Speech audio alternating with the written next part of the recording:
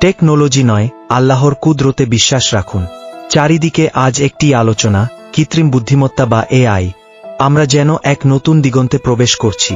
মানুষ তৈরি করছে এমন সব প্রযুক্তি যা মানুষের মতোই ভাবতে পারে, কাজ করতে পারে। তবে কি মানুষ এখন স্রষ্টার আসনে? নাউজুবিল্লাহ, না, কখনোই নয়। কারণ এই যে জ্ঞান, বুদ্ধি আর সৃষ্টি করার ক্ষমতা, সবই তো মহান আল্লাহর দান। কোরআনে আল্লাহ বলেন, আর আমি প্রত্যেক বস্তুকে সৃষ্টি করেছি পরিমিতভাবে।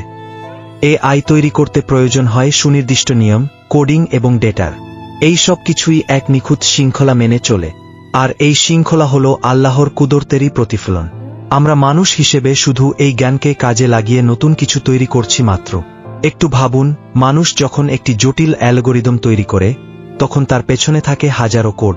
অথচ আমাদের এই মহাবিশ্বের প্রতিটি সৃষ্টি, চাঁদ, সূর্য, গ্রহ নক্ষত্র, এমনকি আমাদের প্রতিটি শ্বাস প্রশ্বাসও চলছে এক নিখুঁত ও অপরিসীম শৃঙ্খলায়।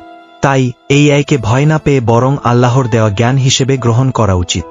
একে মানব কল্যাণে ব্যবহার করে আমরা আল্লাহ তাআলার প্রতি কৃতজ্ঞতা প্রকাশ করতে পারি। জ্ঞানের উৎস তিনিই, আর জ্ঞানের সঠিক ব্যবহারই ঈমানের